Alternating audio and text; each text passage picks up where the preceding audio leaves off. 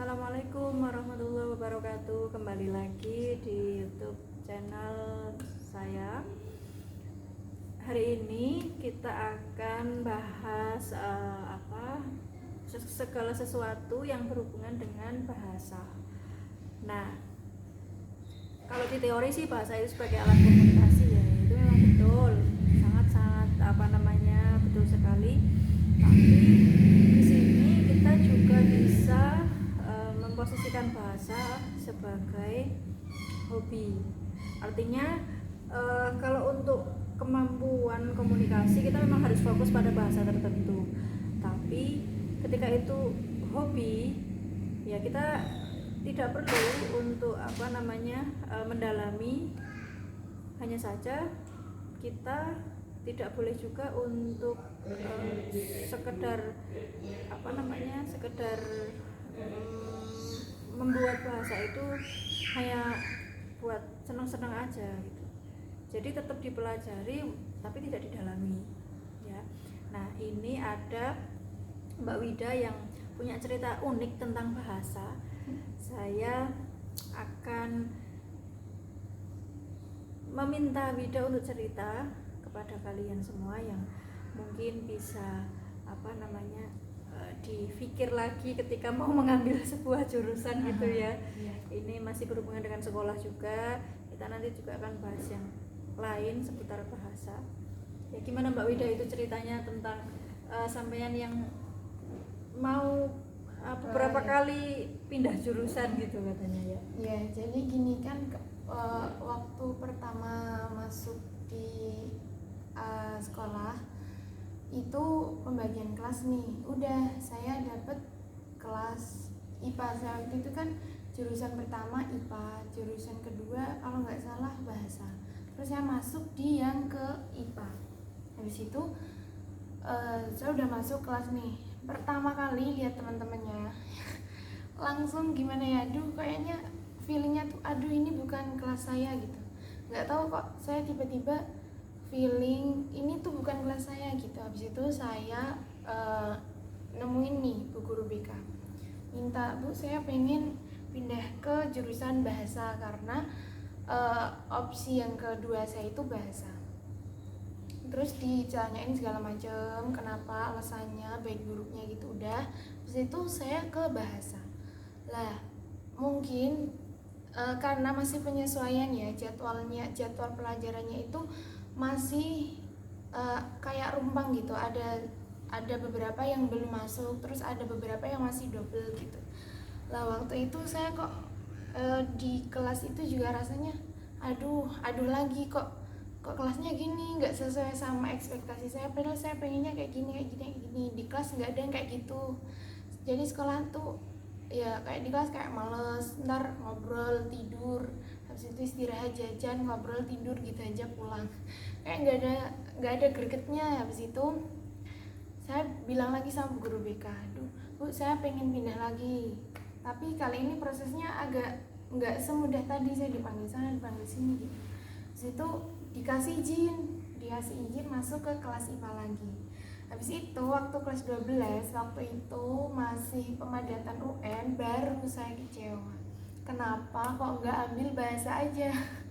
Karena di IPA itu UN-nya susah, pakai banget gitu. Oh begitu. Nah, kira-kira kalau misalnya dulu masuk ke bahasa, ya kan? Itu sebenarnya orientasinya, prospeknya itu mau apa? Mau konsentrasi di bahasa yang bagian mana gitu maksudnya? Waktu masuk ke bahasa itu pengen banget belajar balaghah. Oh, bahasa Arab. Iya, lebih ke bahasa Arabnya ya. Nah, kemarin kita juga sudah sedikit ya membahas yang tiba-tiba di liburan ini, di pasca ditiadakan UN itu tiba-tiba tertarik dengan bahasa asing ya, bahasa Inggris, bahasa Korea dan apalagi mungkin. Kenapa kok tiba-tiba jadi tertarik bahkan mau belajar bahasa lebih banyak? Nggak tahu lagi kok tiba-tiba waktu itu ada kayak gini ya. kayaknya kalau mau tahu sesuatu nih, saya kan nggak begitu mahir bahasa Inggrisnya. Kayaknya kalau mau tahu sesuatu paling enggak itu modal dulu bahasa Inggris gitu sih. Soalnya udah jadi bahasa internasional kan, jadi nggak etis kalau misalnya kita nggak bisa sama sekali gitu. Terus pengen bisa. Habis itu saya kan suka Korea udah lama, terus kayaknya lihat tapi ya lihat orang ngomong pakai bahasa Korea tuh kayak lucu gitu kan. Imut gimana gitu, jadi pengen bisa gitu. Iya, jadi kalau misalnya apa namanya benar-benar masih apa namanya masih tertarik, masih antusias pengen belajar, saran saya sih sebenarnya ditekuni aja Mbak Wida. Iya. Jadi kalau apa hanya sekedar di stuck di misalnya seneng Korea gara-gara apa? K-pop nih ya? Iya. Oh, K-pop. Nah, iya kan sudah saya duga ini pasti gara-gara K-pop ini. Hai Iya. K-popers di seluruh dunia. K-popers di seluruh dunia ya. Iya. Ini kita suka gitu ya sama dua hal tadi, katakanlah bahasa Inggris, bahasa Korea seperti itu. Kita harus bisa ngambil salah satu sebagai prioritas. Iya. Nah, kalau memang tadi tujuannya Inggris karena bahasa internasional, Iya. seperti itu harus dikuasai, ya sudah fokus di Inggris dulu. Iya. Koreanya kita oke lah, kita sebagai refreshing aja gitu. Iya. Tapi kalau misalnya di Inggris biasa-biasa aja, padahal udah belajar sejak lama kayak gitu aja. Nah, lebih tertarik apa namanya ke entertain yang berhubungan dengan Korea, Inggrisnya dilepas aja nggak apa-apa menurut saya. Artinya bukan dilepas sama sekali, maksud saya ya tetap belajar, tapi Koreanya harus harus difokuskan gitu.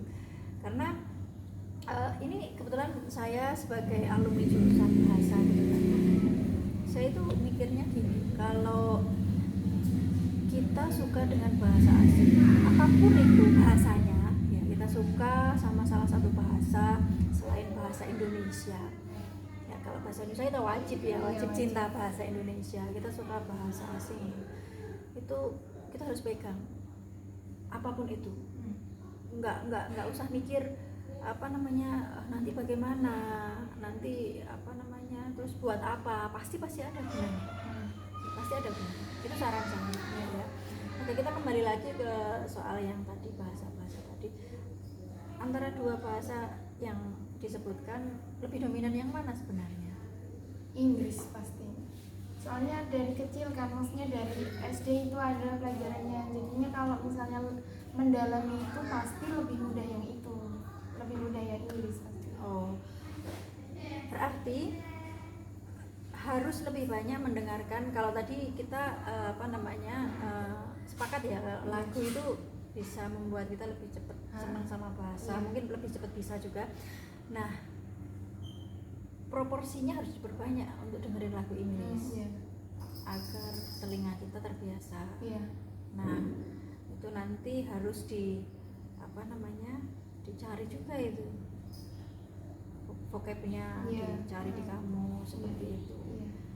Nah, itu menurut saya sangat-sangat bermanfaat sekali. Ketika kadang ada orang gini, ngapain sih dengerin lagu-lagu barat, ya kan? Apa pentingnya kayak gitu? Nggak tahu artinya juga gitu kan? Nah, itu ya nggak apa-apa, pendapat orang bebas lah, orang berpendapat. Tapi kita punya tujuan sendiri seperti itu. Karena salah satu cara belajar kita untuk bisa tertarik bahasa asing itu dengan lagu, ya kan? Dengan lagu. Sudah berapa lagu yang diterjemahkan? Maksudnya yang benar-benar niat nyari terjemahan itu ada nggak? Ada. Saya biasanya sama teman-teman ya, soalnya suka nyanyi. Nanti kalau lagu kan mudah banget kayak virus nularnya tuh cepet gitu. Nanti teman saya suka ini, nanti saya suka, teman saya suka lagi, habis itu baru nyari lagunya. Ada beberapa, 5 ada kalau enggak. Yang bener-bener. Contohnya lagu apa? Yang itu punyanya Shawn Mendes yang Imagination. Terus yang Flashlight-nya Jessie J.